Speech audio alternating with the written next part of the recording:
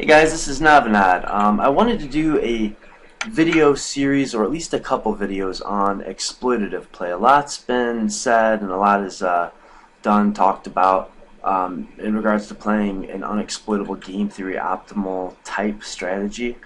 And I want to move away from that and do a video or two or three on exploitative play. So I wanted to play super micro stakes because I think this, and heads up also, because I think this is going to be where the population is going to make the most glaring, the biggest mistakes. Just a note, yeah, when villain 3x is it, if he makes a raise that's 3 times the big blind, then we need to continue with a tighter range of hands. Should be pretty obvious, but I guess to some people it might not be. And I think we're gonna bet here just because he limps, so he's gonna be wide. We're gonna have some cards that we can barrel, like that one, and also because we don't really feel like it's gonna be good to check and call. We don't really want to check and fold, so betting is kind of the last thing that's available. I think we could have checked and called the turn, but this is fine. So we're going to be looking for big mistakes. Small 3-bet. I'd like to see what that means. I think we check this back. You could bet for value against like flush draws and like little pairs. But checking to induce a bet is fine, or induce a lighter call. And now, what kind of stuff does this guy have in his range? He's probably got some kind of showdown value. So I think what we want to do is make a really small bet here to try to entice him into calling with like a pocket pair of 4s, 5s, 6s, 7s, 8s, 9s, 10s even. And let's take a look and see if our read was good. And at a glance, I think it was. Jack 7 suited, I think we can flat profitably, even against a 3x raise against a relatively bad player. Yeah, I think he had 7s. And we just start with a check. And now, we can check here, hoping to induce a bluff, kind of like last time, and trying to kind of pot control because it's kind of a scary texture. Or we could have bet for value, and I think it's pretty close. But we need to take a note too. What does that small bet size mean? Like he bet a super small amount. What kind of hand does he have when he does that? An ace high. So that's a showdown value hand. So we now know that he does not really understand showdown value. And it looked like kind of a small bet that was maybe a showdown type bet where he's just making a bet so that we check to him on the river. So we need to make a note of that, and we'll look for opportunities to exploit that. And here, I think we can just check back. Not a great card, the king's king back.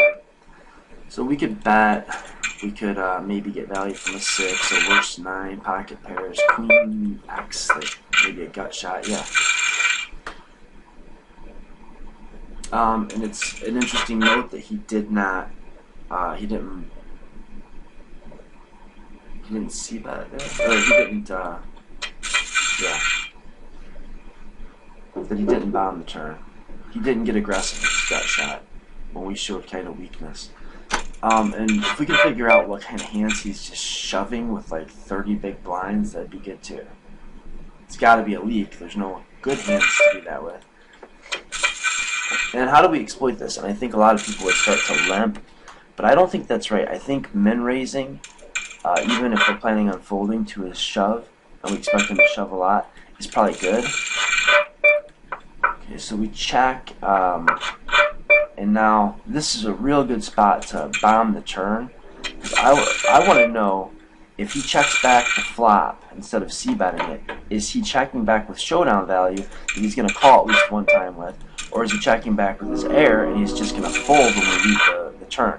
And this is a mistake that I see a lot in small stakes, and especially micro stakes, but even small stakes, is when the player checks back on the flop and then he folds to a single bet on the turn on a relatively bricky looking turn card, it's very rarely good.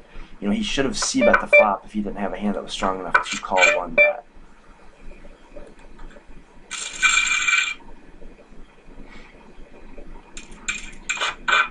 And we saw him donk, and I think we got to showdown and saw him make a donk bet, like he led into us. We were a pre-flop raiser, he led into us with a bottom pair. Very noteworthy. And we expect, I think fish do a lot of donk betting with like bottom pair, second pair, and draws. So we can definitely use that information to our advantage. And we're making assumptions at this point, but especially if we see it happen again.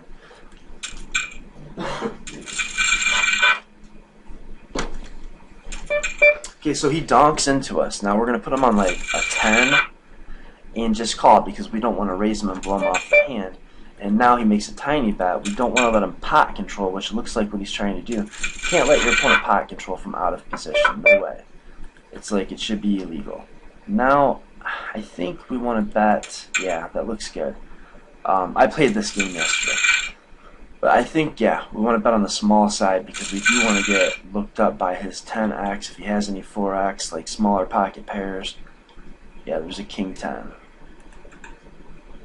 So that was us exploiting the knowledge that he's donking like second pair and draws. And this is us utilizing the information. We have no equity here at all, so a lot of times I would have just checked and just given up. But we were utilizing the information that we gathered earlier that he will check back flops and give up on turns. So we were able to exploit his not c-betting his air right there. Okay, now when villain donks his middle strength, like bottom pair, second pair type stuff, when he checks, he's usually checking with air, or he's going to be checking with a very strong hand. That's really all that's left, is like a polarized checking range. And the way that we can beat up on that is using small bets when he checks to us. Since he's donking his middle strength stuff, we don't have to worry about getting called by a small bet. We can make small continuation bet bluffs planning to just fold to a re-raise. And even we can bet smaller for value, like half potish for value.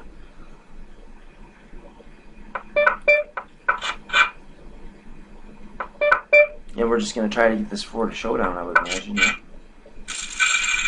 And I think it's probably kind of bad that he didn't bet his queen high at some point.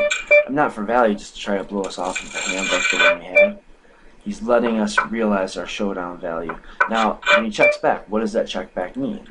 It means that he doesn't have a hand, right? So we bet, and we're going to take it most of the time.